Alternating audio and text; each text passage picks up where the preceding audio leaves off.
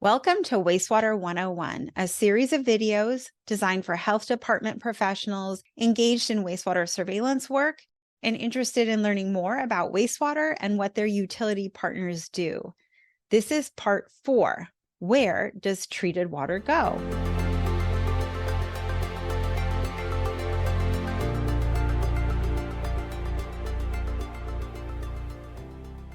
I'm Anna Marotra, Director of the Wastewater Surveillance Program at the Water Environment Federation, or WEF. And I should note that development and production of this material was made possible through funding from the US CDC to WEF under Cooperative Agreement CK 2020-03. And this material is solely the responsibility of WEF and does not necessarily represent the official position of CDC. Treated water is discharged through what's called an outfall into a receiving water. So let's talk first about outfalls. An outfall is a pipe or some other conduit that's used for conveying that final effluent.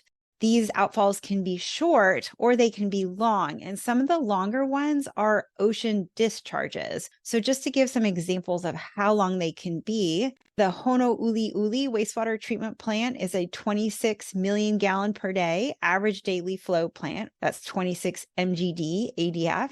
In Honolulu, Hawaii, it has a 3.7 mile outfall into West Mamala Bay off the southwest coast of Oahu in the Pacific Ocean. A second example is the Point Loma wastewater treatment plant, which is a 175 MGD ADF facility in San Diego, California. It has an outfall into the Pacific Ocean that is 4.4 miles long, plus 2 half-mile long diffuser legs, so that half of the treated effluent goes through one diffuser leg and half goes through the other. And a diffuser leg is just a length of pipe that has little ports on it, little diffusers that let out a little bit of the treated effluent at a time so that you're not dumping all of the 175 million gallons per day into the ocean at the end of the pipe.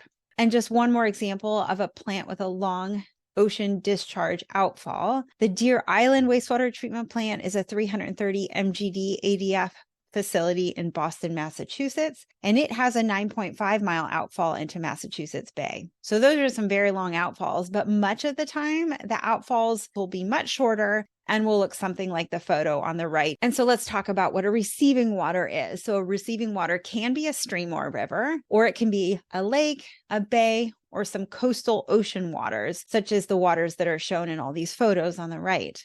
Now, most of the time, these waters are considered what are called waters of the United States. So waters of the United States has a relatively broad definition and includes waters plus impoundments of those waters and tributaries to those waters that are currently used or have been used in the past for interstate or foreign commerce, including all tidal waters and so on. So yes, that's pretty much any water that a wastewater treatment plant would discharge into. And if you are looking for more information on the definition of the waters of the United States, I highly recommend reading the 141-page revised definition of waters of the United States, published in volume 88, number 11 of the Federal Register back on January 18th in 2023. I'm just showing the first few pages of that here.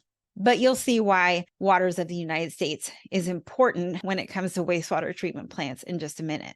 So now in this photo on the right, I'm showing the Cuyahoga River in Ohio. You may have heard of this river. It's famous because it used to catch on fire due to the presence of oil and other pollutants. In fact, at least 13 fires occurred on the Cuyahoga River starting in 1868 and running through 1969. The largest fire was in 1952 and caused over $1 million in damage. The 1969 fire was smaller than the 1952 fire, but ended up being picked up by Time magazine. And it's thought that the news coverage of the 1969 Cuyahoga River fire helped spur a slew of water pollution control activities, including the 1972 Clean Water Act. Now, one of the things the Clean Water Act did was to prohibit the discharge of pollutants to waters of the United States from a point source without a permit. Well, you now know what waters of the United States are. So what is a pollutant? Well, according to EPA, the term pollutant is defined very broadly. It includes any type of industrial, municipal, and agricultural waste discharged into water. It can be things like dredged soil, solid waste, incinerator residue, sewage, garbage, sewage sludge, munitions, chemical waste, rock, sand, cellar dirt, and really any other industrial, municipal, and agricultural waste. So the key here is that it is broadly defined. So that's what a pollutant is. Well, what's a point source? According to the EPA, the term point source is also defined very broadly. It means any discernible, confined, and discrete conveyance, such as a pipe, ditch, channel, tunnel, conduit, discrete fissure, or container. And so what are these permits that you need to discharge into waters of the United States from a point source if you're discharging pollutants? Well, that's where the National Pollutant Discharge Elimination System program, established in the 1972 Clean Water Act, comes in. So National Pollutant Discharge Elimination System permits, these are sometimes called NPDES permits, NPDES permits. These are issued by the EPA or by authorized states. And most of the time, the NPDES permits are issued by the state and not the EPA. But the EPA is the sole permitting authority in 3 states, Massachusetts, New Hampshire, and New Mexico, and is the permitting authority for certain discharges in other states, for territories, and for tribes. So here's a map showing who issues permits in each of the 50 states. So first and foremost, permits include limits on the pollutants that can be discharged into the treated effluent into that receiving water. These are often numerical limits, so it's the concentration, mass per volume, or the load, mass per day, or it can be other units such as standard units for pH. But the limits can also be narrative limits in addition to being numerical. I'm going to show you some examples of permits in a minute, but those effluent limits are really critical. In addition to the effluent limits, permits also include monitoring and reporting requirements. So things like, where does the utility need to take samples? How often do they need to take them? What do they need to be testing for? What methods should they be using? And how are they supposed to report the results to the authorities? So the idea here is that, how can they demonstrate that they are complying with the effluent limits? So while the limits only apply to the final effluent, the monitoring and reporting requirements can apply to the influent, effluent, or receiving waters. Anyway, it's safe to say that one of the primary reasons the Cuyahoga River doesn't catch on fire anymore is because of the Clean Water Act and the NPDES permit program. So now I want to show you 3 different permit examples. The first is from the City of Boone Sewage Treatment Plant, which is an activated sludge plant in Iowa with a design capacity of 7 MGD. It probably treats much less than that on average, and it serves about 13,000 people. The second is the Brightwater Wastewater Treatment Plant in Washington State, which is an advanced treatment plant with an ADF of 36 MGD, serving about 189,000 people. And the third is the St. Regis Mohawk Tribe Wastewater Treatment Plant in New York, an activated sludge plant with an ADF of 65,000 gallons per day that serves a few hundred people. So what I'm showing here are the cover pages for each of these 3 permits: Boone, Iowa on the left, Brightwater in the middle, and St. Regis Mohawk Tribe on the right. And you can see that the cover pages contain information on the agency that issued the permit. So Iowa Department of Natural Resources, Washington Department of Ecology, and then the US EPA, but also information on the permittee name, the name of the treatment facility, the address of the treatment facility, the permit dates of issuance and expiration, and the receiving water name, and also sometimes the latitude and longitude coordinates of the discharge location, the outfall. So now I'm showing you the effluent limits in each of these 3 permits. In all cases, you can see there is a list of parameter names and then numbers, mostly concentrations, associated with those parameters. And if you look, it seems like Boone has a lot more effluent limits than the other two facilities, but really they are repeats of the same parameters, such as ammonia, nitrogen. They just have different numerical limits for different months of the year for that parameter. So for example, Boone's ammonia nitrogen limit in January is 3.5 milligrams per liter on an average monthly basis, meaning that when they take the average of all their ammonia tests in the effluent in January, it can't exceed 3.5 milligrams per liter. But the monthly average ammonia nitrogen limit in June is only 1.3 milligrams per liter. We'll go back to the 3 examples in a minute, but I wanted to outline what typical effluent limits are, what parameters are usually included in NPDES permits. So usually you will see something like biochemical oxygen demand, BOD, usually a 5-day BOD. And we're going to talk more about BOD and some of the other things on this list in part 5. Sometimes that BOD will be carbonaceous BOD. Permits will also usually have total suspended solids limits or TSS limits and pH, probably dissolved oxygen or DO, sometimes total residual chlorine or TRC, usually a fecal indicator bacteria such as E. coli or fecal coliform, and a requirement for toxicity testing. So those are typical effluent limits on the left, things that are usually included on permits, but permits can also have any of the things on the right plus other things. So a nitrogen species like ammonia nitrogen or nitrate nitrite or total Keldol nitrogen or total nitrogen. A permit can have a phosphorus limit, usually a total phosphorus limit. It can have metals limits, copper, lead, nickel, zinc, others, specific organic pollutants, and other pollutants of concern. So if we go back to our 3 examples, we can see that Boone has limits for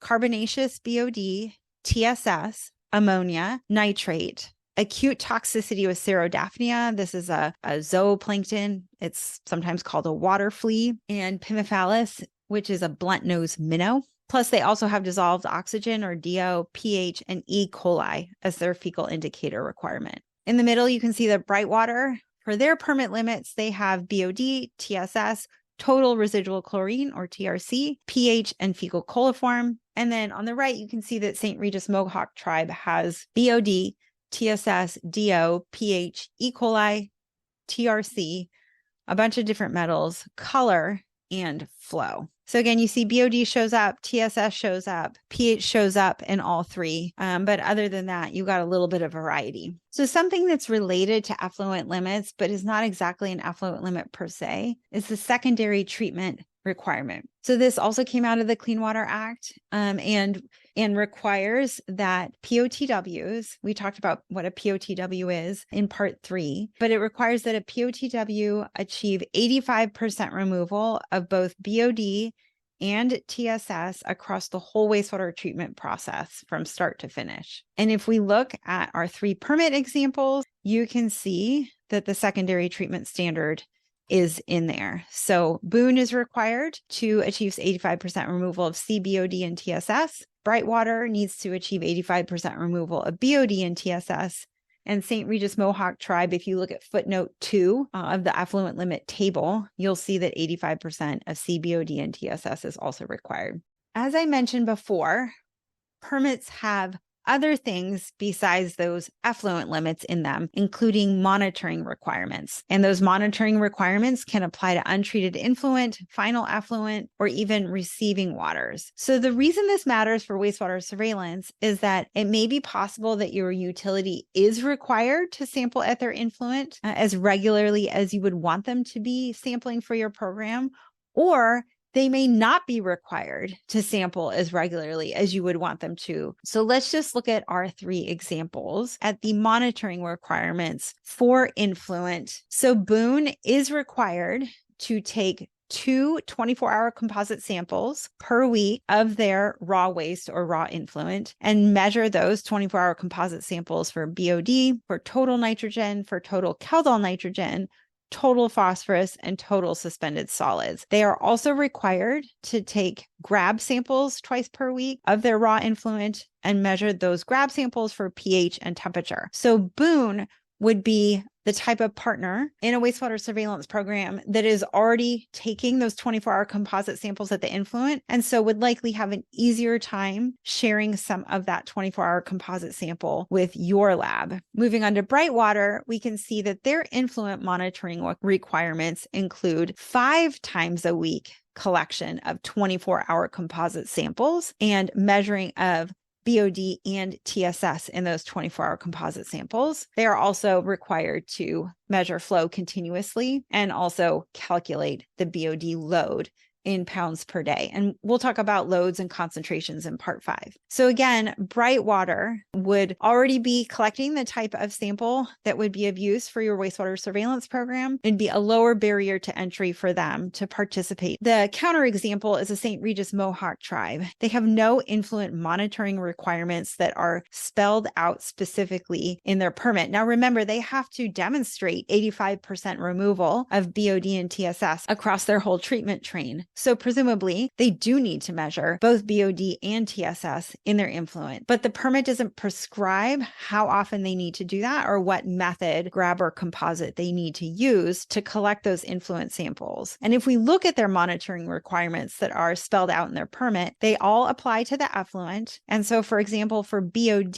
they are required to take a composite sample once every 2 weeks. And that's the same for that effluent TSS sample. So again, it would be much more challenging for St. Regis Mohawk tribe to run their own wastewater surveillance program or participate in another wastewater surveillance program because they simply don't have to sample that frequently. All right, let's recap wastewater discharge permit terminology. An outfall is a pipe or other conduit, sometimes with diffusers, that conveys final effluent to a receiving water. A receiving water is a stream, river, lake, bay, or coastal water that receives treated effluent. Waters of the U.S. are waters or impoundments or tributaries of those waters currently used or used in the past for interstate or foreign commerce. A pollutant is any type of industrial, municipal, or agricultural waste discharged into water. It's very broadly defined.